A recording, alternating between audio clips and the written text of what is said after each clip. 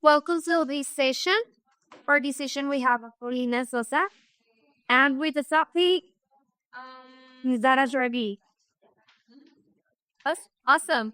Well, hello everybody. I'm so happy that I got a chance already to hear from some of you about how you're using data, where you are in data. So I try to make our sessions super interactive, no matter the size. So just so you know, we will be referring to the Wova app for simple questions. So if you already had it downloaded, awesome.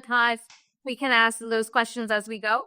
So I've got to feel a little bit of where we are with data, right? And some of you are at the very beginner stage of how to use data, how to collect data, how to report it.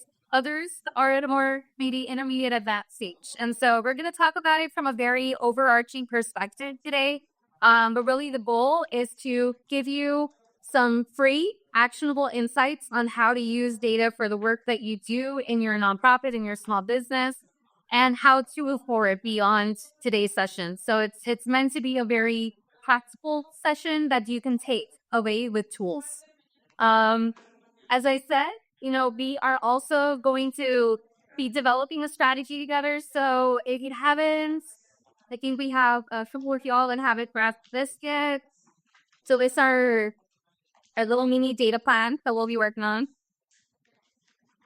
Here you go. Yeah, of course. And so again, for those of us that already do data tracking, this maybe is just thinking through a more actionable plan. But those of us that are still new to it, this is a way to start thinking about how to strategically implement it. We're also going to understand the importance of data equity. So I know some of us heard a little bit. I don't know if all of us had a chance to go to the Vicente Fox fireside chat, but some of what he talked about was this idea of basically actionable next steps, right? Thinking ahead for the future. And so we're thinking about that, right? We're building a simple strategy and be actionable in how we use data. And thinking about the equity aspect around data. And last but not least, also, we want to share just a little bit with you about what we do. At Latinx Voices, we also are getting ready to start offering data coaching sessions, trainings, workshops. So that's of interest. We'll share a little bit of that as well. So very quickly, I wanted to share just a little bit of my personal journey. So I've kind of been through, and I guess the colors reflect a little differently here, but I originally was in policy. So I was very far from the whole data world. I never saw myself in data or analytics. I always thought that I was going to be in global health policy. That was the original goal. But when I did my practicum with my master's, I went to World Health Organization in Geneva, Switzerland, and they threw me into a data team. I was like, I don't want to do data and I don't want to do flu, but they threw me in. And I'm grateful because that led to me becoming the data analysis lead for the regional office for WHO in DC. And again, this is me going and thinking I am nowhere near policy or nowhere near data. But then I started to become the data lead at the international level, put together trainings for different countries, and it was mostly focused on different data visualization, reporting tools and mechanisms. Then that takes us to when I started my doctorate. I started my doctorate in public health informatics, which is basically data. So thinking about databases at the below the line all the way to above the line visualizations, reporting. Then we all remember COVID, right? So it was during the COVID pandemic, I started a nonprofit that was focused on Latino health disparities and thinking about how to integrate the world of data into this community outreach work that we did. So last but not least is bringing me to where we are today. So we have Latinx Voices nonprofit. We're getting ready to do these data trailers and workshops. But I also am getting ready to graduate with my doctorate. So school of she was Clark. Thank you.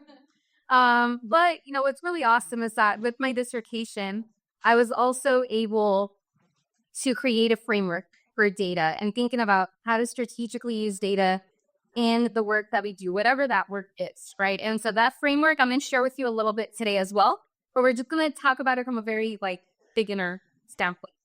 So first, let's demystify what data means for small organizations. and why it matters. I think we all probably have a concept of why data is important, so why it is important for the work that we do in our community, in our organization, in our business. But let's demystify it a little bit. So first, what we know is that especially here in South Texas, we have many times that's only line of support for our communities, for our families. But unfortunately, we're also dramatically underfunded. And many of the reason for that is because we cannot show the impacts of our community, or the impact of the work we do. Should I close the door? Or can y'all hear me? Sorry.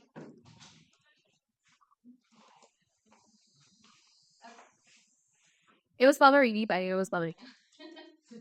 Uh, so really what we want to show here is that 60% of funders now require measurable outcomes. And it's a lot more than that. But if we're thinking about funders for small businesses, if we're thinking about funders for nonprofits, they all want those measurable outcomes. And how do you measure outcomes? Through the data. You measure it through showing the impacts on the community. How do you measure impacts on the community? By having some sort of data to associate with the work that you do, whether you're a small business, whether you're a nonprofit. Also, we know that data-centered orgs are 2 times more likely to grow in revenue. Again, that's simply just because we know that funders are looking for that.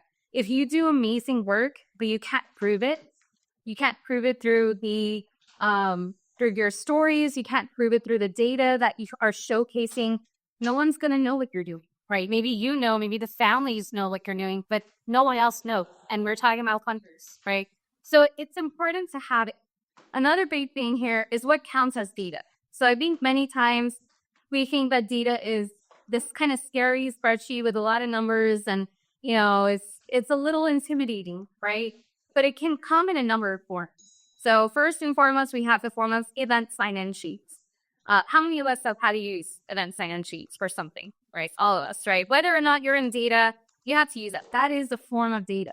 That you just received, that is going to give you potential demographic data. That's going to give you attendance information.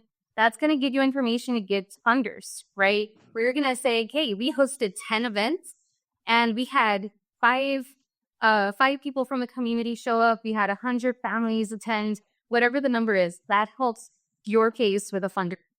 We also have surveys, right? Surveys are a big tool that a lot of data collection uses. And this can be, again, in a number of forms. Maybe it's just getting feedback. How did we do in this event, right? Or, hey, we're a small business and we sell this product.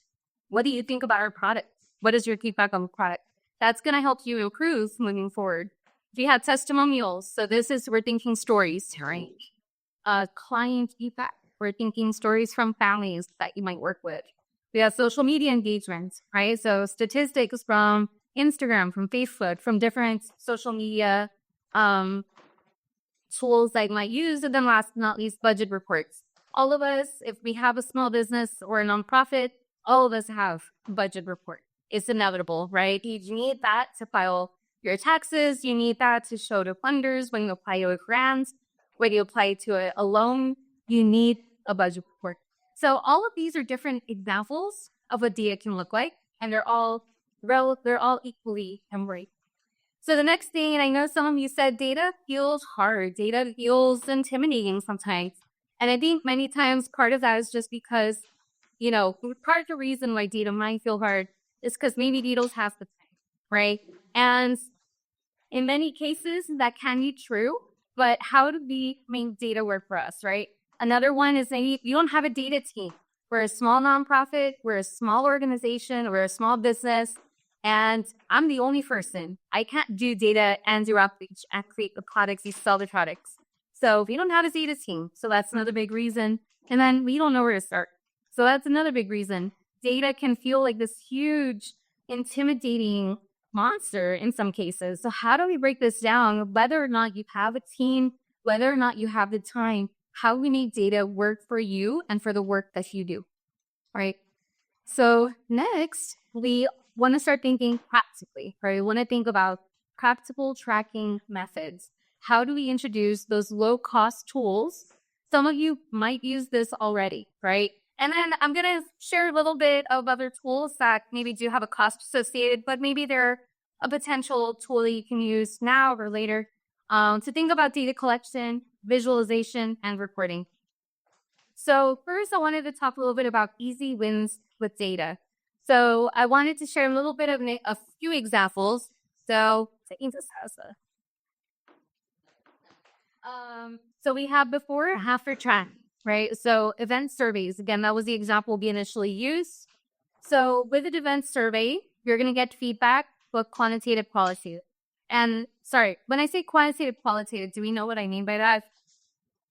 No, okay. So quantitative, we're talking about numbers. So we're talking about, let's say, between a scale of 1 to 10, how would you rate this event? A 1, a 5, a 10. That's the quantitative. That's something that you can calculate, get an average out of, get the median, we got X number of responses in this. Qualitative is more your stories, your feedback. Well, the event was good, but the panel sessions felt too long, or there should have been more snacks, or the panels were amazing and you want to see more information about social determinants of health, right?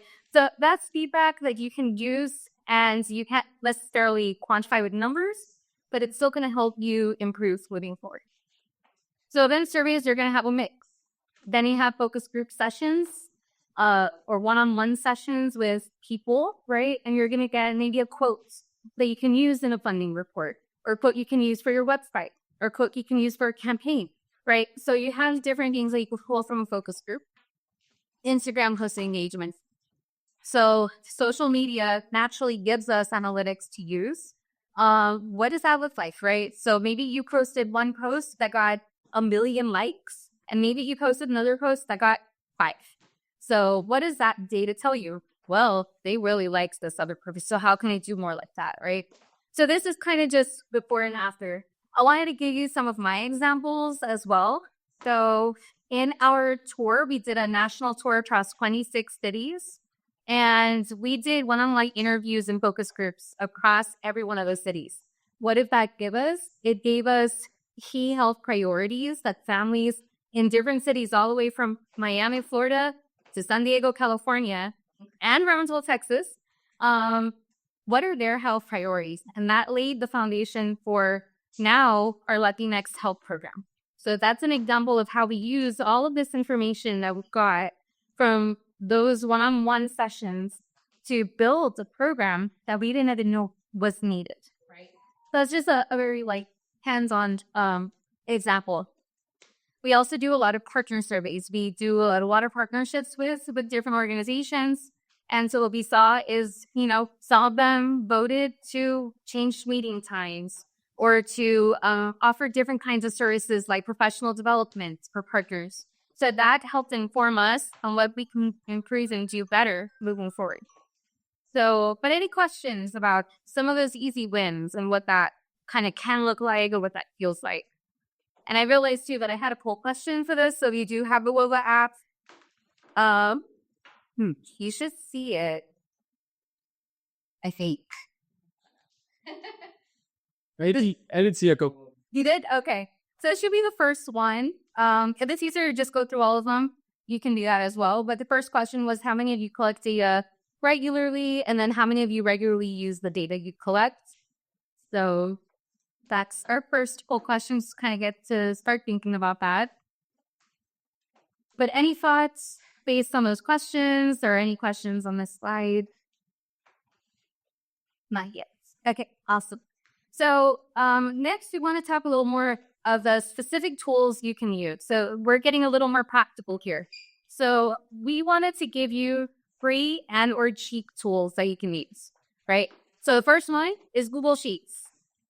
How many of us have used Google Sheets, right? Google Sheets or Excel? Excel, yet. So Google Sheets, Excel, it's going to look something like this, very basic. You determine what is, what are going to be the categories. You determine, if you're going to do it by dates, by events, however you want to do that. It looks like this, right? It's pretty basic. And this is actually an image from one of our metrics Excels. So that's of course one of them, and it's free, right? So it's a template you can use. And we do have some free templates that you can already use as well. We'll share those at the end. Another one is Canva. How many of us have used Canva? Okay. So a good amount of us have used it. We actually build our impact reports in Canva. It's been a really kind of a fun way to build those impact reports. And as you can see here, we also have ways to visualize that information more than just in text, right? So again, Canva is a really good way to do those one-pagers, whether it's for a funder, whether it's for, a community you're trying to sell to, right? So you can include pie charts, different graphs, different photos. So this is a really good tool to kind of practically use. And if you want to have a little fun with color, you're going to get that with Canva. Another one is Airtable or Notion. I don't know if any of us have used that. Not so much. Okay, so Airtable does have a free option. And if you don't want the free option, you can also try the kind of cheaper option. But basically, it's a similar thing, a similar tool you can use for different types of surveys you want to put out there, different types of event tracking or product tracking that you'd like to do. And then last but not least is Tableau. Any Tableau users? Tableau. Okay. So Tableau is my tool. It is my favorite tool. So I always try to talk about it. Admittedly, Tableau is not free. There is a nonprofit rate. If any of us have nonprofits of our own or work with a nonprofit for small businesses, I'm not sure they have a discounted rate, but Tableau does have a free option for students. So any of us are in an education program of any sort, they do have a free version of that. I love Tableau because it has mapping capabilities. Obviously, it has database capabilities, and it also has very seamless ways to visualize. Let's say you have a full database like this, right? Then you're going to be able to do something like this. And you're going to turn that Excel into something like this, and it could also be interactive. So if you wanted to put this on your website, let's say for a funder or for your community that you serve, you have something here where they can actually filter out. Let's say I want to see just data for Brownsville, Texas, not all of Tarrant County. Then it'll be able to filter that automatically for you. So it's pretty cool for that reason. This is what we call a dashboard. I won't go into dashboards today, but if anyone has questions or has built a dashboard or is wanting to build a dashboard, I'm happy to talk a little more about that. But dashboards are great, especially if you're trying to be interactive with the community that you serve, interactive with your clients, interactive with your funders. It offers that interactive option. And so any questions about any of these tools? Are there any tools that you use that I didn't mention? Do you use Power BI? Yes. Power BI is another one. And in many ways, Power BI is like Tableau. Again, Power BI will also have a cost. I'm not sure if it has a nonprofit rate, but it's another really good option for data visualization or database development. So is that what you use? I have used it just a couple of times in there.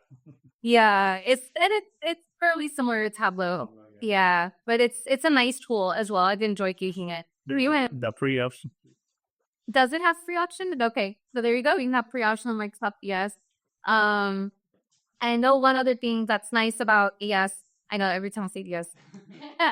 Another nice option about Microsoft or Power BI is that it seamlessly associates with the other applications within that kind of atmosphere. So if you're working with Microsoft, it's going to nicely work with other Microsoft applications. So it's a nice feature. Same thing, not to go too into the weeds with other data tools, but there's also like your AWS, right? That's for the backend database server. So if you're getting really in the weeds with database development, that's another one that seamlessly operates with other Amazon tools. But definitely great point. So you're using Google Forms as your CRM, or do you have separate software to Google? Yeah, no, great question. So for CRM, we originally started with Excel and Google. Well, we went from Excel to Google Forms. to Google Sheets. And we are now in the process of transitioning to a CRM. But other organizations I've worked with did not use Excel as their CRM. They use, something much more like HubSpot, right? Like that's a pretty common CRM tool. And, the nice deal with some of those applications is that you already have analytics built in. So they're kind of automated.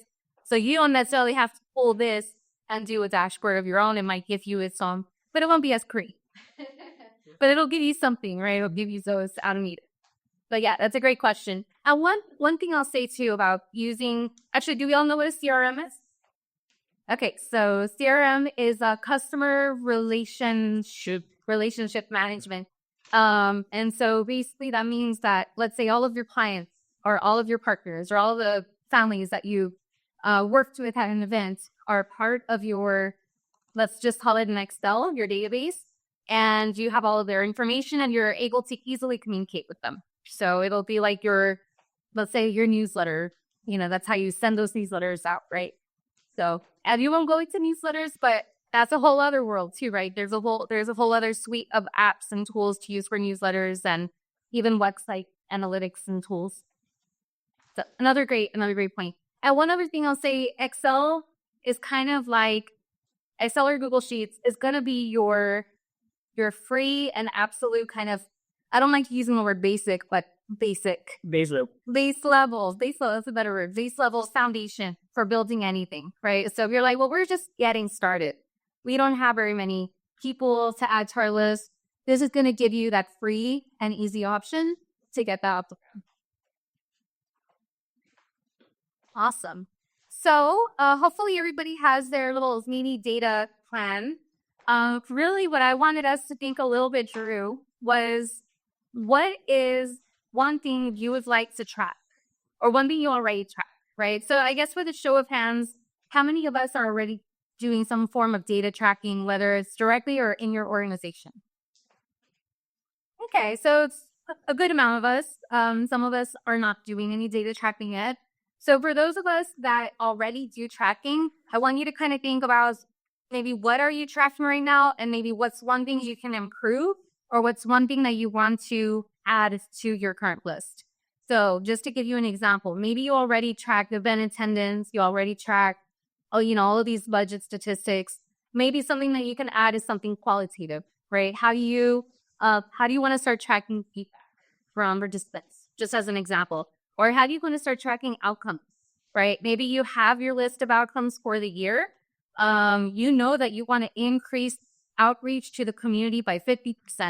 How are you tracking that? Are you doing everything that you could to track what that looks like? For those of us that have never tracked before, I want you to think about, okay, what's the first thing I'd like to track? So just again, thinking here, revenue is going to be kind of your basic, like, what money are we bringing in from grants, from funders? How many products are we selling? Maybe audience, how many people do we want to reach every month, right? So that's, something that you could think about. Mess anything about a simple tool. So we have Google Sheets, right? We have MS Word, Excel, Canva, Airtable, Asana, Tableau. We have X.BI, right? So we have a number of different tools. So when you think about what tool you would like to use, if you already use one, you can think out of the box and think about a new one, or you can use the one that you already have. And then next, thinking about a monthly review, right? So again, for those of us that already do data tracking, maybe you already have a system in place. Think about what can be improved upon to make that a little better. And then we'll have some time to share a little bit and think about ways to improve. So your worksheet should have all of this. I try to make it easy to kind of run through. So you'll just kind of write here what your thoughts are, how you'd like to do it, how you'd like to improve. And then, of course, here's where you'll put your plan. I'll give you all just 2-3 minutes to think through this. And again, for those of us that already do this, maybe being a little bit out of the box. Maybe we're not going to cover it in the session, but I can talk to you afterward about what that could look like. So I'll give you 2-3 minutes to do that, and then we'll come back together to shares. And let me know if you have any questions as we're going.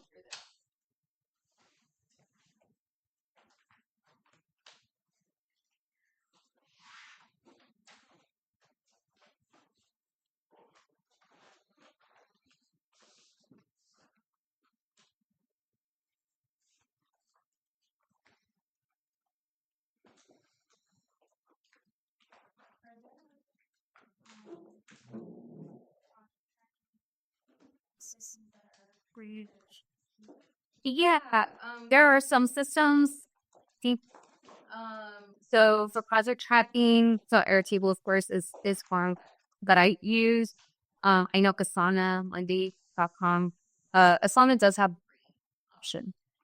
So that's going to definitely be your project tracking. And so, yeah, but it'll give you some stats through those apps as well. Of course.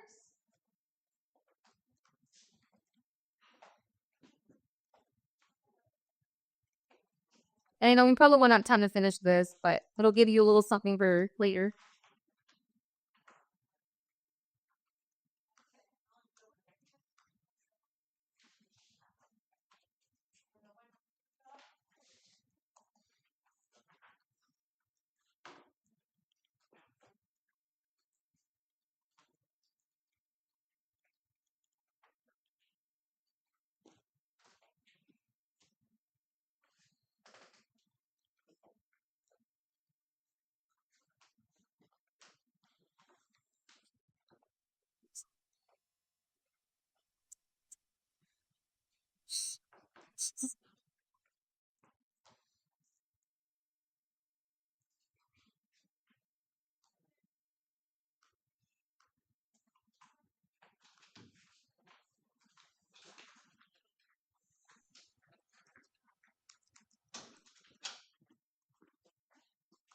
We'll just do about 30 more seconds.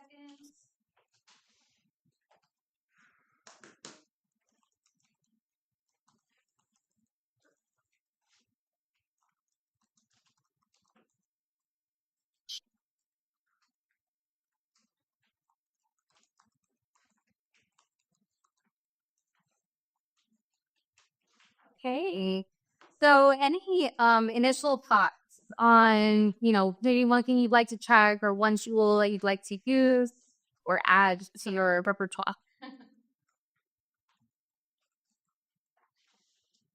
I think the program produces association is good. Or depends on what you're doing.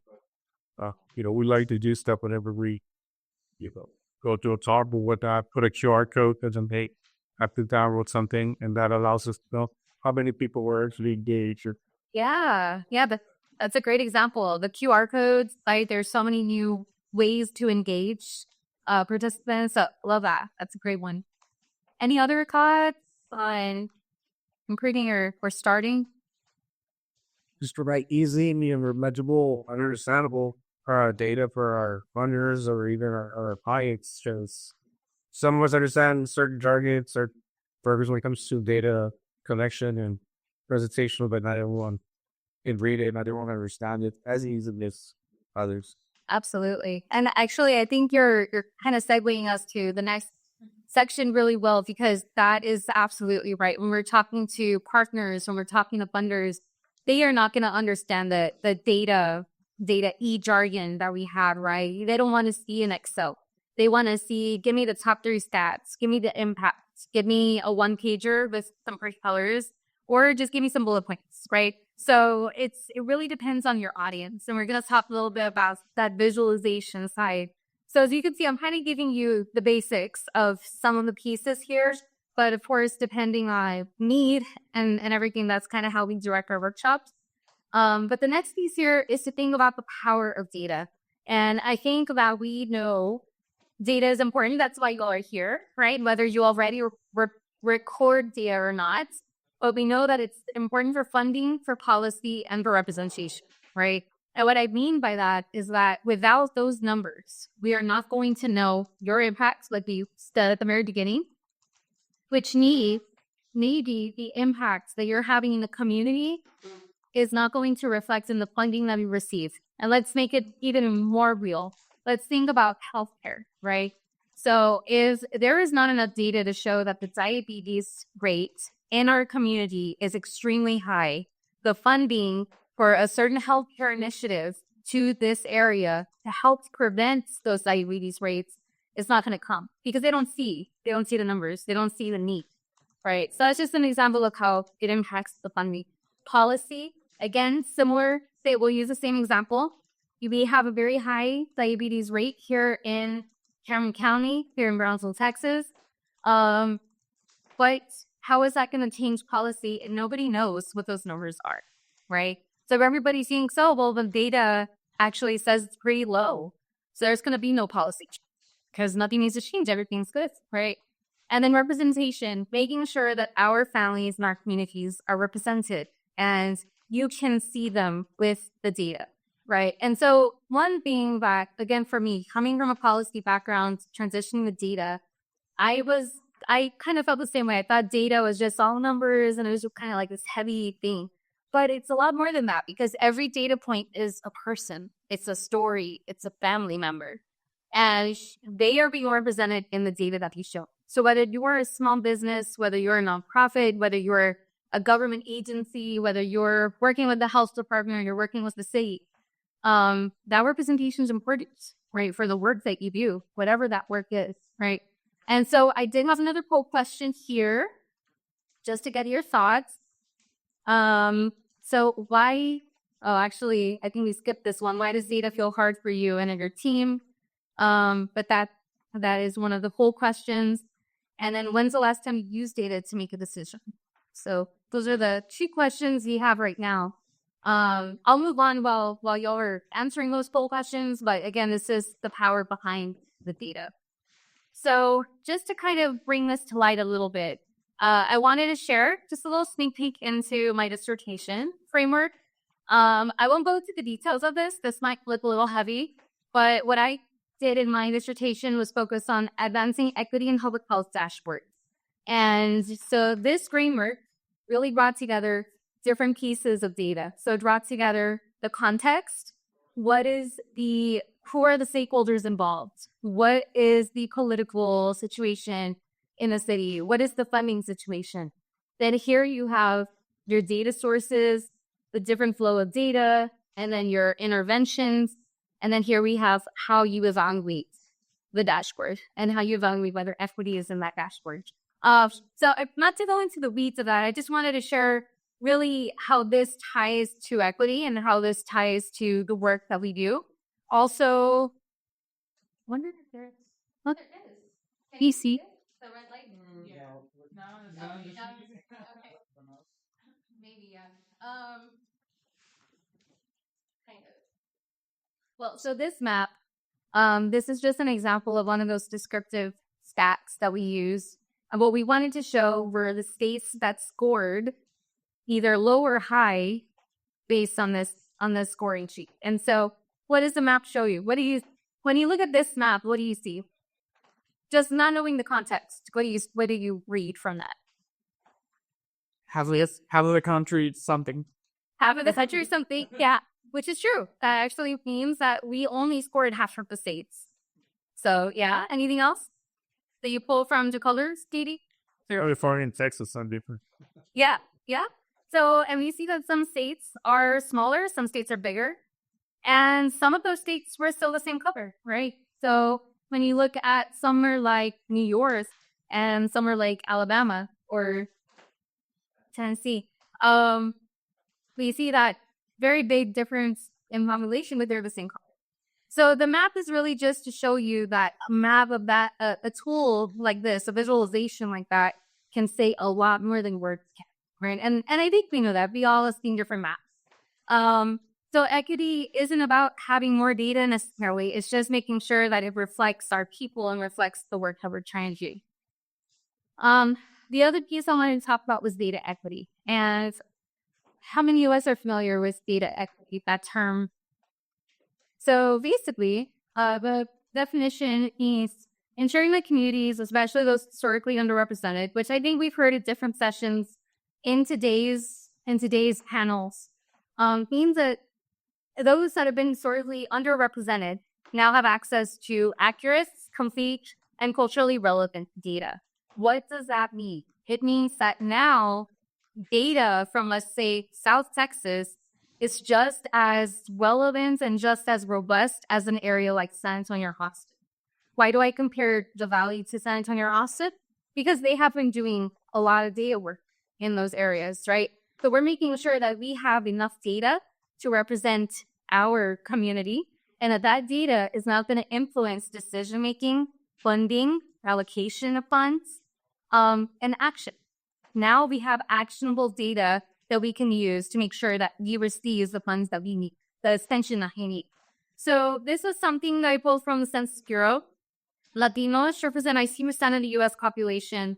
Only 7% of national health data sets disaggregate Latino subgroups, meaning that Latinos represent 20%, right? And only 7% have it disaggregated by backgrounds, by heritage, by language, right? So what we're seeing, and we saw this kind of during COVID, we saw that, oh, well, if you're in a Latino community, we're just going to give you some basic Spanish materials and that should cover it.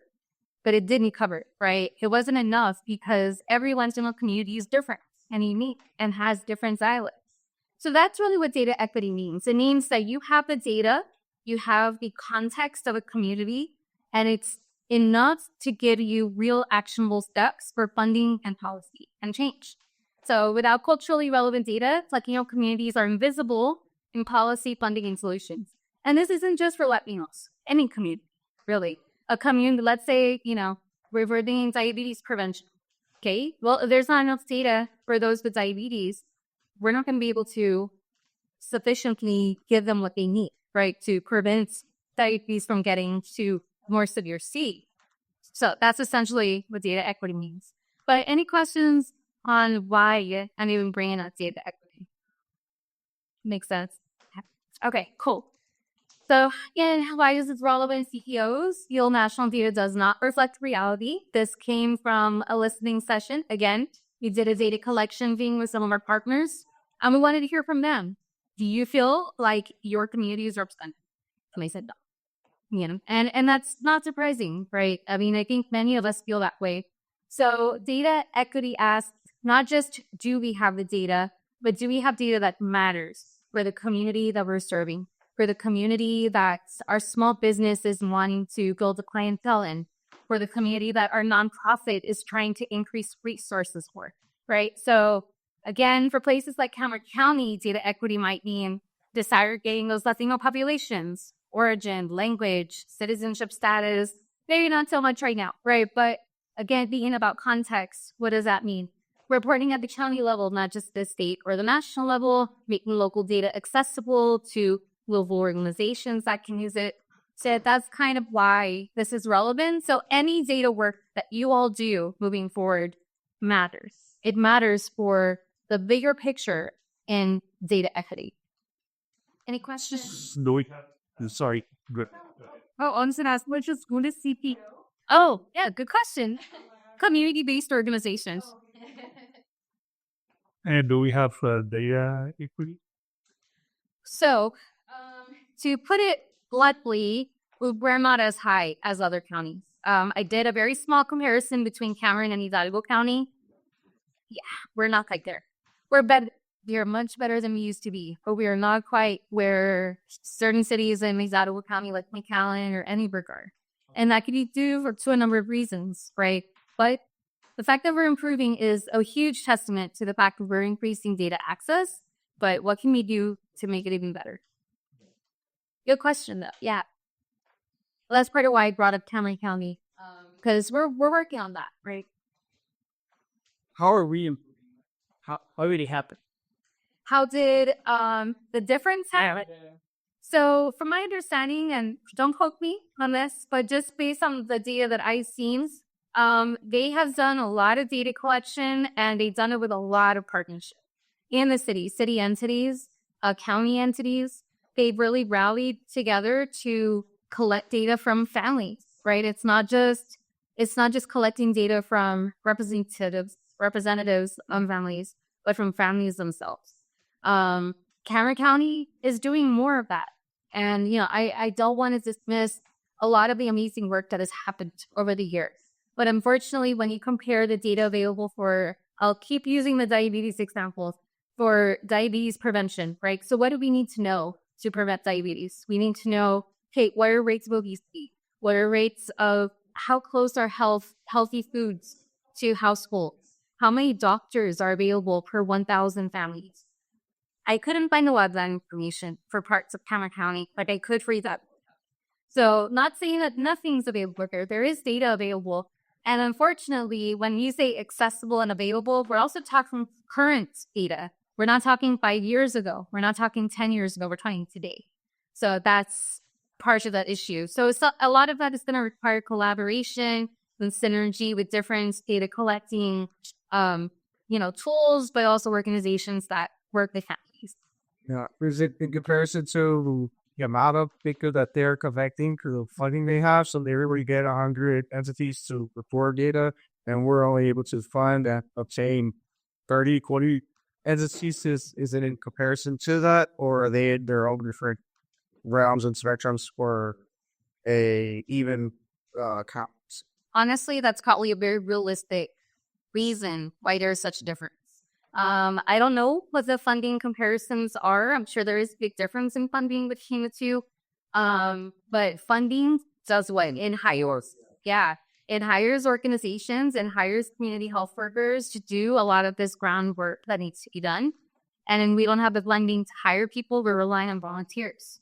And there's a lot of volunteers that are willing to do work, but it's not going to be forever, right? It's going to be for probably a short period of time.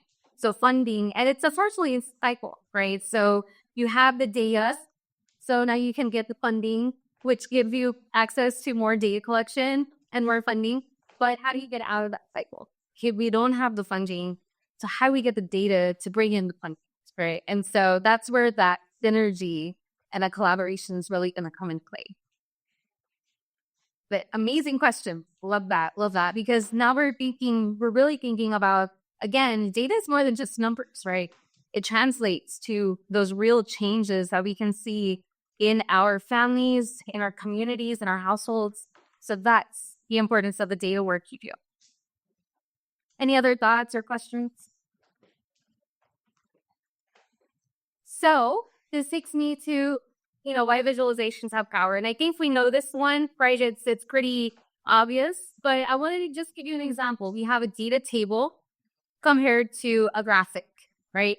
In the graphic, you can very quickly see which one is doing better, which one is higher than the other. Not having any context at all about what this data is, you can very quickly tell me, well, the blue seems to be doing better in that one category, right? Same thing with text paragraphs and a graphic, right? So we're thinking about funder reports. If we're thinking about our website, if we're thinking about even collaborative discussions about a campaign, right? Well, these are going to be more powerful. These are going to count for much more than a table or a text requires, right? Now, there are some funders who do want to see a table. Okay, so you give them the table and they want to see everything, right? But a graphic is going to relay the impact probably a little more powerfully to other stakeholders. So people fund what they can see. That's kind of the bottom line, right? The other big piece here I wanted to show, sure, I'm doing fine. So last couple of slides, we had one focused on data and storytelling. You'd heard me talk about stories. I think stories are so critical to data collection. Many times we forget that data is much more than just numbers, right? It's also the feedback that we talked about at the very beginning. So data shows what we've done and stories show what matters. So for those of us who have collected data, how many of you have done some form of storytelling? Whether it's surveys, one-on-one sessions, focus groups. So yeah, it looks like some of us have done maybe a little bit of it. So one of the things that we want to give you also are tools to think about how to get creative with the storytelling piece. Now, I'm not gonna lie, this is harder to visualize and this is harder to do. It's easy to do a survey and get some quick data numbers and get them crunched for you in Survey Monkey or a Google Form Excel, right? It's a lot more work if you're getting, let's say, 30-minute one-on-one sessions with 30 different families. And now you have all this text and you have all this feedback and it's powerful feedback. But now you got to sit down with it and you got to look through it. And you got to see what gems come from that. So it is more work, but if you're going to get impact and power from that work. So just thinking a little bit about storytelling, thinking about how you can maybe integrate it into the surveys that you put out there, maybe, different sessions where you want to get people engaged, even with that's providing me qualitative feedback for things that you would like to know about. And then thinking a little bit about how to visualize some of the data. So some people that we've worked with, they're like, well, you need a map. Why do you need a map? Well, because maps are pretty. That's not the reason to have a map, right? So you got to also be strategic about which visualization you use. So we wanted to show you just an example of like a pie graph or a donut graph in this case. So we have funds. Maybe this is going to show you, well, the green was all grants. The blue was sponsorship. The yellow was client sales, right? So that shows you kind of like a breakdown of where you receive different numbers. The line bar is showing you trends. So if you're trying to say we increased from 10 clients to 100 clients in 1 month, that's awesome, right? I mean, this is going to give you something powerful to show. And then the map, of course, really shows you, in our case, we used it as a scoring mechanism, right? So the pink, the blue, and the purple all represented different scores. But if you have green versus red on a map, you're going to be like, oh, those in red, probably WG so high, right? So that's the power of visualization. That's the power of the stories that you pull. And the stories you pull may come in different shapes and forms. So this was just an example to give you. Another form of storytelling are also photos. If you're doing photos in your events, that is getting you some level of storytelling as well. Okay, last but not least, I wanted Joel to leave this session feeling empowered with tools and next steps. So I'm giving you a QR code here. We give you access to a Google folder just with some templates. These are just starter templates. If you want something more robust than what's in there, because those are more beginner templates, if you want something more robust, I'm happy to send you something more intensive. So hopefully that's helpful. So what you have in there is a Google Sheets Treasure template, very basic template. You also have some Canva data templates to maybe use as you're building your own Canva sheets. And then you also have some one-pagers on how to get started in some of those schools. So for those of us that are maybe more as an intermediate or advanced side of data, this may be a little too beginner, but I'm happy to send you additional templates if needed. And then the next one was just to say that we are here to help.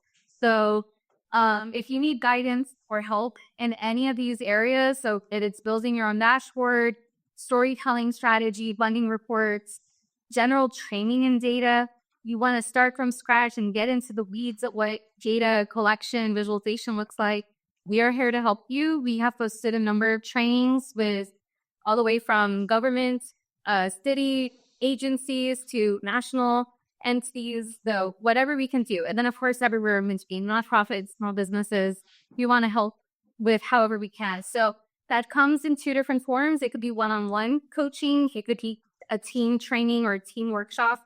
So just reach out to me. Let me know how I can help. This is my email. And this is our little mascot. We're Lucky Nice Buses. So we have our little Lobito. So definitely reach out to me. Let me know if there's anything I can do to support your data work. And I hope this helps kind of give a little idea of some of the tools, some of the reasons why data is so critical to the work you do. And whatever level you're at, I am happy to answer any questions. So any last questions or thoughts before we close out the session?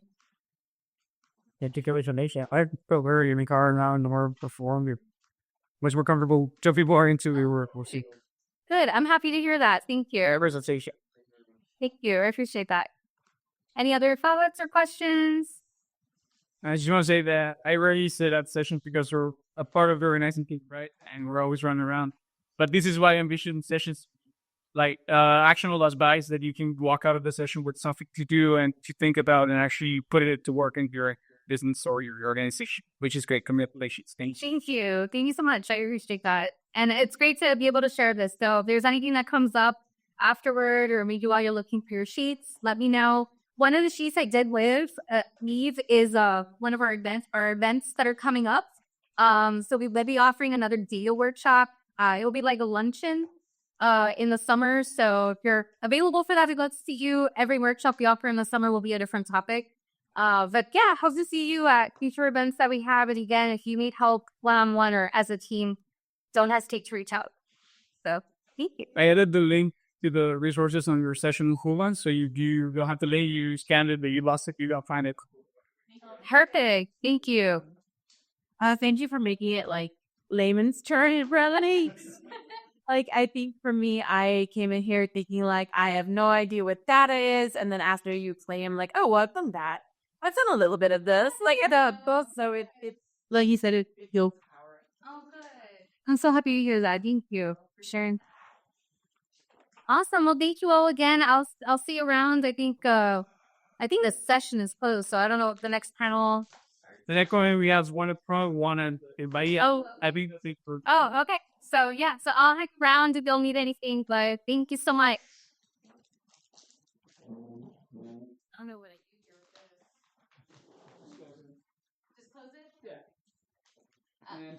Stop it.